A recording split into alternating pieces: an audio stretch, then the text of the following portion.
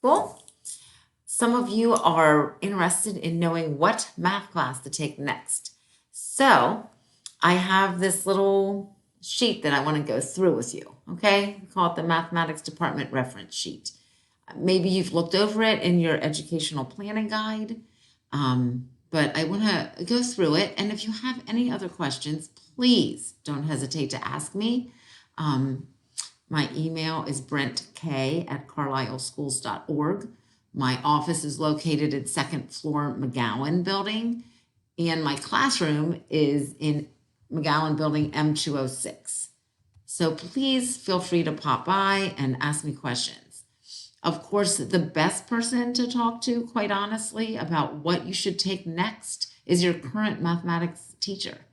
If they know this reference sheet like the back of their hand, and they can help you through, pros and cons of different courses geared towards your individual goals.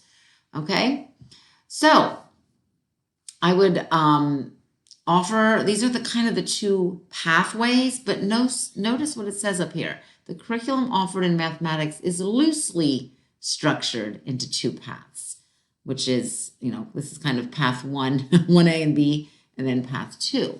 But it's loose, guys, okay? If you have been in a certain path, but you'd like to try another one, that's fine, okay? We're just talking in generalities. Generally, kids will kind of stick with one path. Not always, okay? And you do not have to at all, okay? So look at where you are right now. I'm just going to pick something, okay? Let's say you're in geometry right now. The next course for you to consider would be Algebra 2, okay? If you're in Algebra 2 right now, notice you have a couple options, okay? Thus the different paths 1A and 1B. If you're in Algebra 2, depending on if you're a junior, if you're a sophomore and you're in Algebra 2, you could head into pre-calculus. You could also take probability and statistics, which, by the way, is the same course here as prop stats. I just couldn't fit it on the paper without it going to another line. So probability and statistics, prop stats, same course, okay? If you are in path 2 and you took Algebra 1 maybe in 8th grade, honors geometry in 9th grade, honors Algebra 2 in 10th grade, honors pre-calc in 11th grade, and you're not sure if you want to do AP calculus or regular calculus or AP statistics, talk to your current math teacher, okay? You can also double up. Sometimes people take an extra math class because they know they're going into a math or science related field after graduation, so they double up, and there's places that you can do that. Notice I don't have AP Computer Science Principles or Raspberry Pi. I don't have them listed here in the pathways, but I have them bolded up here. You can take AP Computer Science Principles anytime after Algebra 1, okay? As long as you've had Algebra 1, which, by the way, Algebra 1A, Algebra 1B, when you're completed with both those, that would mean that you were completed with Algebra 1. Then you can take AP Computer Science Principles.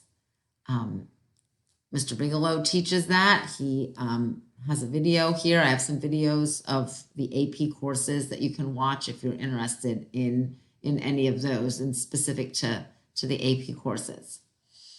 You can take Raspberry Pi if you're in 11th or 12th grade, okay? Anytime after geometry. You have to be 11th or 12th grade. If you've taken geometry in 9th grade, and then you can't take it quite yet till you're 11th grade. Raspberry Pi may be taken by 11th or 12th graders anytime after geometry in these paths as well, okay? Another thing I wanted to highlight are our dual enrollment course. We have 2 courses that you can get college credit for through Harrisburg Area Community College, okay? It's college algebra and trigonometry, okay? Now, you do have to place into those Okay, you either take a placement exam, or when you take your SAT, you have to score either 550 or higher in the math portion. Okay, so either that or pass HAC's placement exam to be accepted into this. Okay, I happen to teach both those courses. I teach them for Harrisburg Area Community College, and I teach them for Carlisle High School. They're wonderful courses. It's a great way to get your college algebra requirement, which is kind of your math general ed for college. You can get that out of the way in high school. Okay.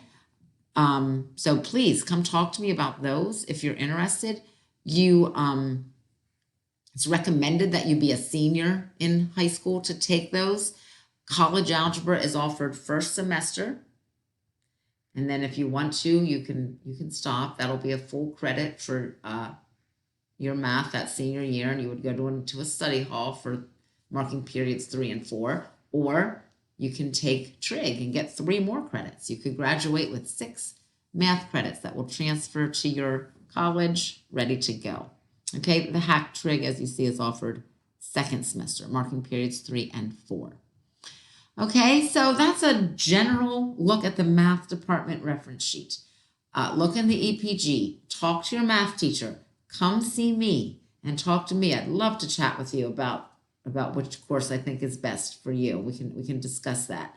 And then watch the AP videos if you're interested in an AP mathematics course. Okay? Good luck. I'm glad you're taking this seriously. It's something to really, we have so much to offer at Carlisle High School. I'm glad you're taking it seriously and pick the courses that are best for you. Right. Have a great day.